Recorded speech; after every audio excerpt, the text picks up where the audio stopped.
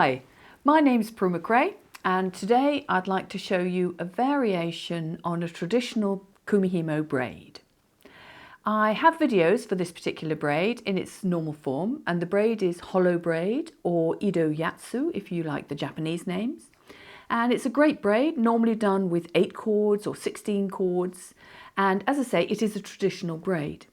But what I've found is if you just take out 2 cords, you still end up with a really attractive braid, but it's a little bit slimmer, a little bit faster to make up, and it's just really an extra tool in your toolbox, in your kumihimo toolbox, because when you're a creative person, you need as much variety and versatility as possible. So that's what something like this offers. So here we have a close-up of the braid, and I hope you'll agree it's a very pretty little braid. For this one I've used 4 cords of the olive and 2 cords of brown, and the 2 cords of brown were at the top of the disc, which I'll show you in a moment, and you'll see that gives you a little sort of a broken spiral, one might say, almost like a snake pattern with it coming in from both sides.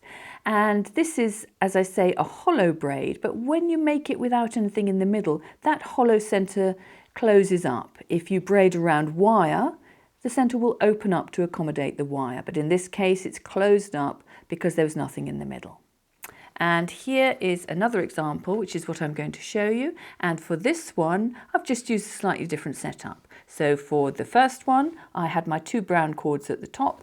And for this one, I've just got 1 red cord, and the other 5 are navy blue. And that red cord could be anywhere, because as you will see, the cords move around the disc.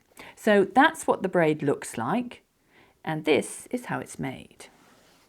So you set up your disc with the cords in pairs and evenly spaced around the disc. So I've put my first pair on either side of number 32, my second pair on either side of 11, and my third pair on either side of 21. And ideally you'd want a weight. Some people prefer to work without weights, that's fine. For demonstration, I find it easier to work without a weight, but generally if I'm braiding on my own, I would always have a weight. And with satin cords, I would use a weight of, for the thinner ones, I find 50 grams is sufficient. For thicker cords, I'd probably use 75 or 100 grams. So, the way this works is the movement of the cords is first of all clockwise and then anti-clockwise. And you'll see what I mean now. So for our first move, we take the top left cord and just cross it over and bring it to beside the next group of cords. Then you take the very next cord, so it's the first one of that next group of cords, and essentially you're doing the same thing. You're going to cross it over its partner and bring it right next to the next pair of cords. And I'm going to do the same again, and my movements are going in a clockwise direction. So now I take the very next door cord, that's the one I've slotted in, this is the one I'm taking. I cross it over its partner and bring it up to the top. So that completes half the sequence, the clockwise sequence. Now I'm going to go anti-clockwise. So I'm going to take the top right-hand cord, cross it over its partner, and bring it to beside the next group. I do the same again. I pick up the very next cord, cross it over its partner, and bring it to the next group. And now I take the very next cord, cross it over its partner, and bring it up to the top. Now the disc almost resembles the starting positions, but these cords are spread out. So I'm going to just reposition them back to their original slots. And this is a common thing that you do in kumihimo when you're performing the moves on a disc like this. Now you may notice that my point of braiding has kind of migrated down like that. I would normally say that you must always keep that point of braiding, which is where the braid forms, right in the middle of your hole.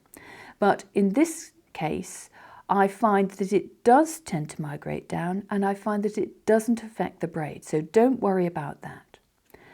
The other thing I would quickly say is if you're using thicker cords like this, don't do it on a brand new disc. So that's why this is rather a shabby old disc, but it's perfect for thicker chords. Anyhow, one more quick run through. We do clockwise first. So we take top left and we bring it to the next group. Pick up the very next chord to the next group. Pick up the very next chord to the next group, all in a clockwise direction. Now we take the chord we've not already used, which is top right. We bring it round to the next group in an anti-clockwise direction. We pick up the next chord, bring it round to the next group, pick up the next chord, bring it up to the top, which is essentially the next group. We bring the chords together so it resembles our starting position, and off we go. And what you'll notice is that the red chord has changed position. Now, if you find the chords are starting to come over the edge of the hole, obviously you just need to pull them up a little bit. And so that's how you do it. You quite simply continue like that. And each sequence, the chords will change position. So that red chord in the next sequence of moves will move to here. And in the next sequence of moves, it will actually move to there. And in the next sequence of moves, it will move back to its starting position. So there we have it, 6-chord hollow braid. Just a small amendment to a traditional braid makes it useful in a different way. And as jewellery makers, that's what we want, lots of useful tricks and tips. And I'm full of useful tricks and tips, and I've done lots of videos for you. So if you're interested in that sort of thing, do subscribe to my channel, because then you'll be notified of any new videos that I have coming. And I try to upload a new video every week or so, and it might be something like this, a variation on a traditional braid. It might be a design that I'm showing you on the round disc or the square plate, or even on my own invention, which is the Prumihimo disc. So there's lots and lots of variety and versatility. I've got about 60 videos for you to look at so far, and I've got so many new ideas to show you. So please do subscribe. It helps me as well, and it encourages me to make more. So it's good for both of us. And so until next time, bye-bye.